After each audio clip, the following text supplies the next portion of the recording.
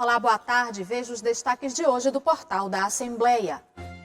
Em entrevista coletiva, o governador Flávio Dino fala sobre titulação de profissionais da saúde em concursos públicos e o lançamento de pré-vestibular em plataforma digital. A audiência pública define o horário de candidatos na propaganda eleitoral. Corpo de Bombeiros monitora via satélite focos de queimadas no Maranhão. E você vai ver também a história de Dona Conceição, a aposentada que decidiu mudar a rotina e virar chefe de cozinha. É agora no portal da Assembleia.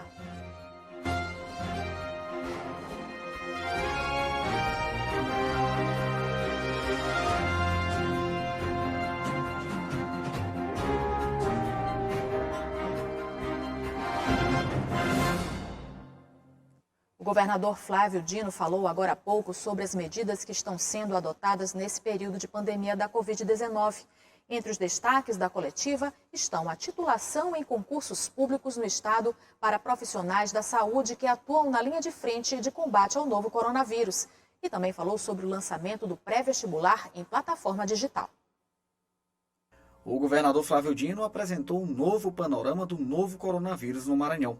No estado, existem hoje 174.195 casos confirmados e 3.766 mortes provocadas pela doença. Flávio Dino destacou a redução no índice de contaminados e de óbitos. Há 105 dias, a taxa de contágio está em queda no estado. Já há algumas semanas nós estamos tendencialmente mais no patamar da estabilidade, uma estabilidade baixa, porque nós tivemos uma queda de óbitos muito acentuada, continuam, infelizmente, a haver perdas de vidas humanas, tragédias que nós lamentamos muito, mas num patamar bem menor do que anteriormente. Nós estamos com esta estabilidade. O governador citou a preocupação com os reflexos do crescimento da taxa de contágio na Amazônia Ocidental, já que o Maranhão também faz parte da região. No caso da Amazônia, o que ocorre? Este período de final de ano, até mais ou menos o mês de abril, é o período que nós chamamos de inverno, que é a estação chuvosa, em que há também o mesmo aspecto do confinamento. Nós estamos observando, não há ainda condições de se afirmar cabalmente que existe uma segunda onda no sentido de haver um novo processo de ascensão. É cedo para dizer isso. Mas nós temos indicações de que isto pode ocorrer em menor intensidade do que este ano de 2020, mas pode ocorrer. Também foi divulgado o início da segunda fase do inquérito sorológico. Vai acontecer de 19 a 30 de outubro em 66 municípios maranhenses. A pesquisa estima a imunidade coletiva e onde há maior incidência do vírus no estado, o que serve como base para novas ações. O resultado dessas análises, que são fundamentais para nós definirmos a nossa conduta no primeiro semestre de 2021. No que se refere à prevenção, no que se refere a medidas assistenciais, porque há uma curva de aprendizado, um gestor prudente, um gestor preparado, antecipa cenários. E é isso que nós estamos buscando fazer com a nossa equipe, exatamente para que nós tenhamos condições de resistir a uma eventual ascensão de indicadores epidemiológicos. Entre os destaques da coletiva está o anúncio do decreto que possibilita aos profissionais de saúde que atuam na linha de frente de combate à Covid a titulação em concursos de âmbito estadual. A medida foi aprovada pela Assembleia Legislativa e regulamentada nesta quinta-feira. O anúncio de editais na área da saúde, haverá a possibilidade de os profissionais que atuaram ou que estão atuando diretamente no combate ao coronavírus apresentem como título e, portanto, terão uma pontuação que será disposta no edital. Não significa dizer aprovação automática, mas significa dizer que eles terão uma pontuação como está previsto nessa lei estadual e que foi regulamentada por mim ontem. O decreto aqui está, 36.220, de 1º de outubro de 2020. Então, todas as senhoras e senhores profissionais de saúde que tenham atuado ou que estejam atuando diretamente no combate ao coronavírus podem consultar o decreto e saber o que terão direito em relação aos concursos e processos seletivos vindouros na área estadual para a saúde pública.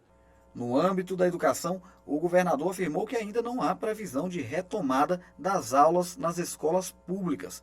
Ele também anunciou o lançamento do pré-vestibular Gonçalves Dias na plataforma digital como preparatório para o Enem. Quero convidar todas as senhoras e os senhores, independentemente da idade, todas as famílias e, sobretudo, claro, os estudantes, a hoje, às 15 horas, conhecerem os detalhes do pré-vestibular Gonçalves Dias, que nós estamos lançando. É um preparatório específico para o Enem, com a participação e a liderança dos professores da rede estadual do Maranhão, alguns professores convidados de outras redes estaduais, que nós estamos convidando para nos ajudarem nesse trabalho.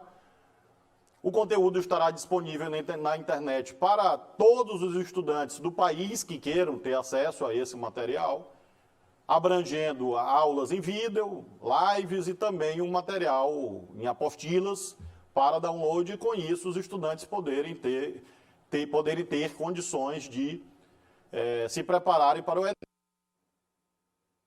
Já está funcionando o serviço de drive-thru para a realização de carga e devolução de autos processuais físicos na entrada do Fórum de São Luís.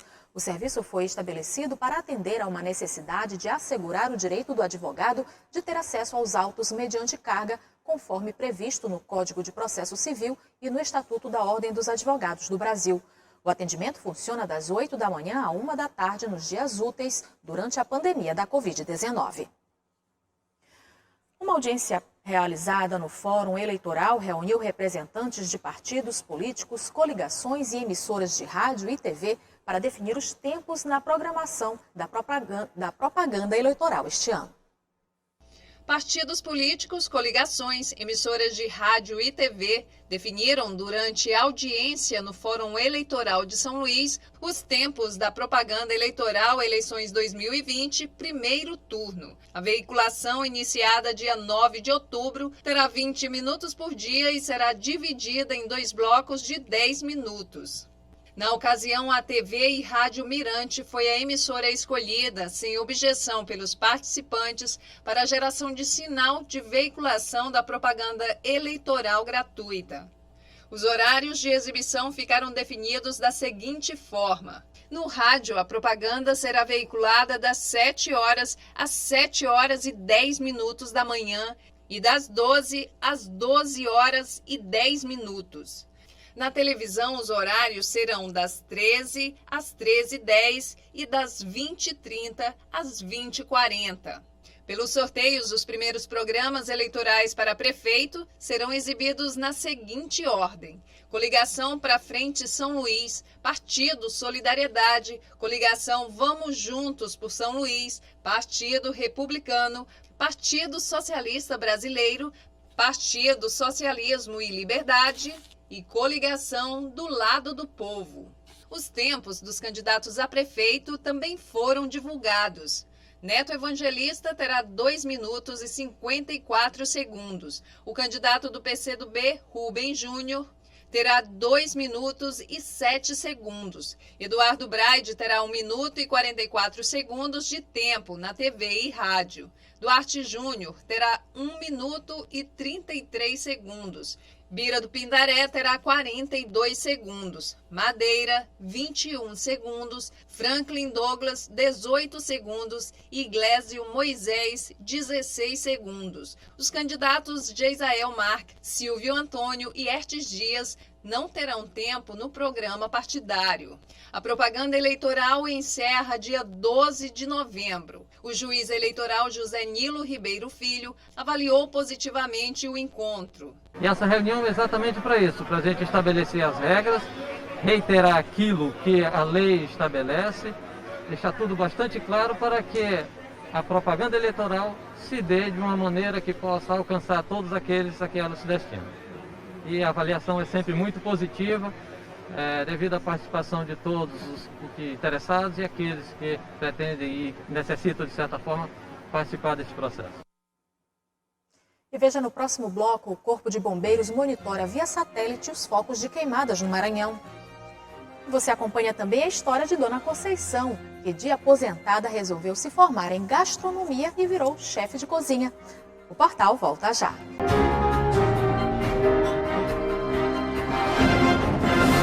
De acordo com o Núcleo de Meteorologia do Maranhão, o mês de setembro deste ano teve mais focos de incêndio se comparado ao mesmo período do ano passado.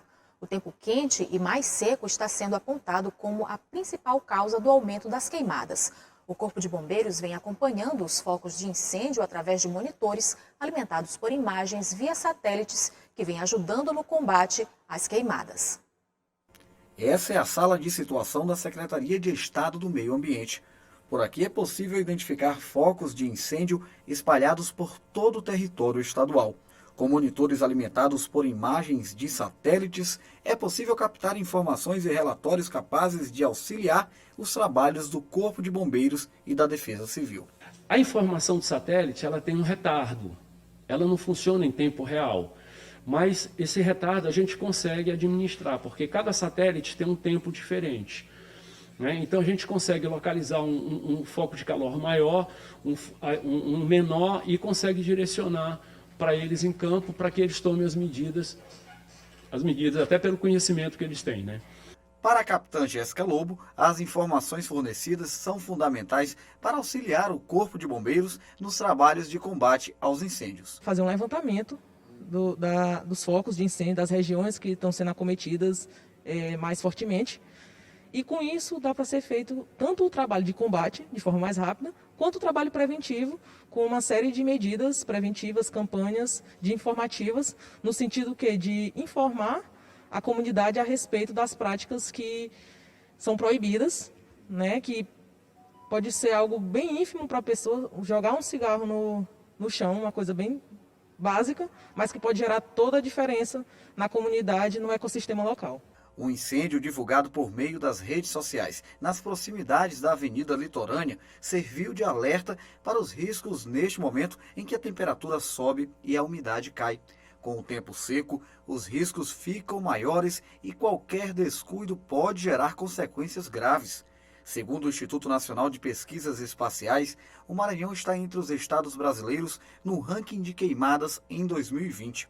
Os municípios do estado que mais registraram foco são Mirador, Alto Parnaíba, Balsas, Fernando Falcão, Riachão, Amarante do Maranhão, Carolina, Grajaú, Parnarama e Colinas. No mês de setembro, o Maranhão apresentou aumento no número de focos de incêndio em relação ao mesmo período do ano passado. Os especialistas relacionam o índice ao clima seco, umidade baixa e temperaturas elevadas. Essas condições de alto índice de radiação, praticamente zero de precipitação pluviométrica, ocorrências de chuva, associados também aos baixos índices de umidade relativa do ar e elevadas temperaturas, favorecem, são um quadro favorável à ocorrência de focos de calor e de queimadas. Tá? E o mais agravante ainda é que nós temos os ventos mais intensificados, justamente por esse período de seco, que favorece as partículas de ar que se movimentam mais rapidamente que o ar, nada mais é que o vento, nada mais é que o ar em deslocamento, que ocorre, chamado de vento. Então, isso tende a ser mais intenso nesse período, principalmente no setor litorâneo do território maranhense, onde são registrados esse período agora, principalmente no mês de setembro e de outubro, fortes rajadas de vento. Amanhã, 22 agências da Caixa vão abrir as portas das 8 da manhã ao meio-dia para atendimento aos beneficiários do auxílio emergencial e saque emergencial do Fundo de Garantia por Tempo de Serviço aqui no Maranhão. Os beneficiários nascidos em maio e junho poderão sacar o dinheiro referente ao saque emergencial do FGTS. A Caixa ressalta que todas as pessoas que procurarem atendimento durante o funcionamento das agências serão atendidas. Por isso, não é preciso chegar antes do horário de abertura.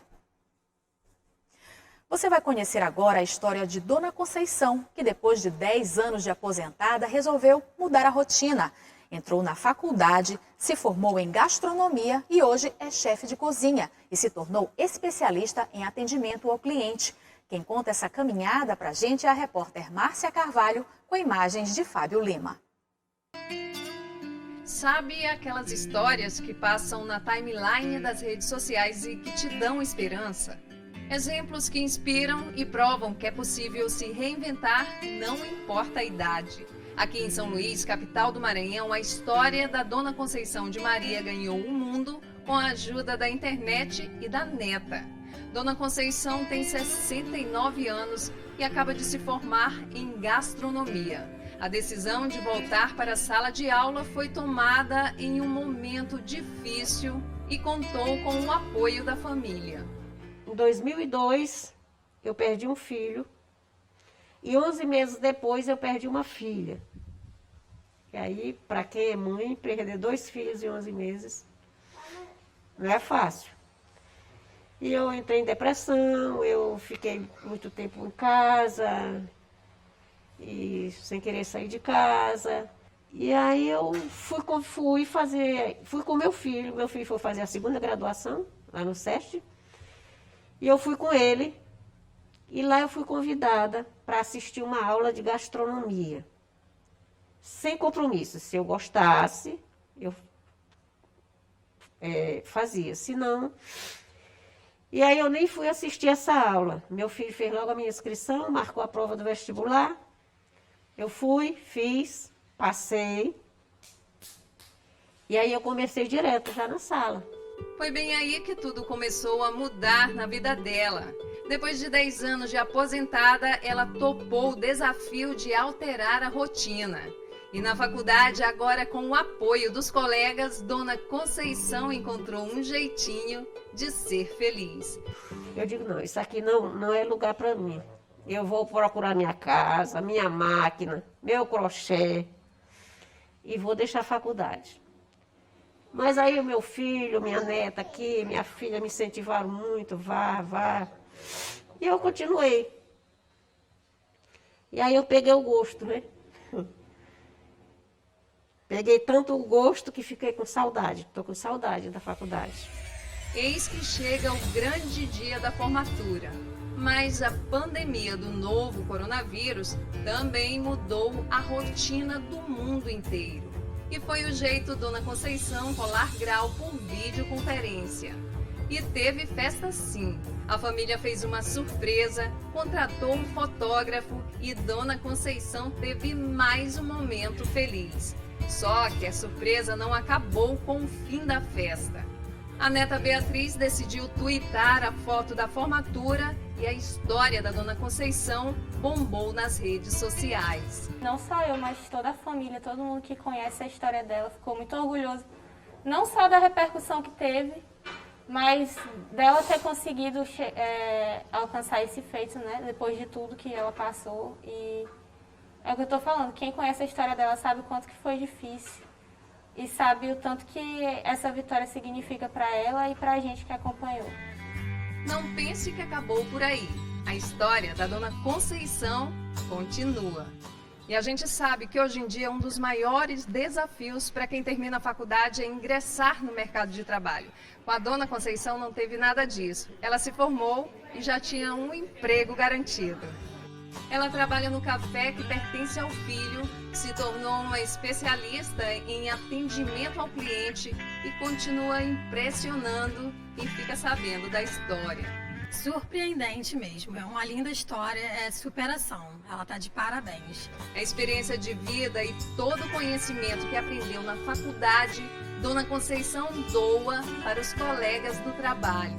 É uma experiência espetacular, principalmente por motivo de uma mulher que tem uma longa história de superação, além de nos tratar no ambiente de trabalho não apenas como colaboradores, mas como filho, é uma mulher que nos inspira muito. Muito obrigada, Dona Conceição, por nos contar essa história. Afinal, nos dias de hoje, com o mundo tão dividido, com tantas notícias tristes, compartilhar com a gente um exemplo tão bonito ajuda sim a alimentar a esperança.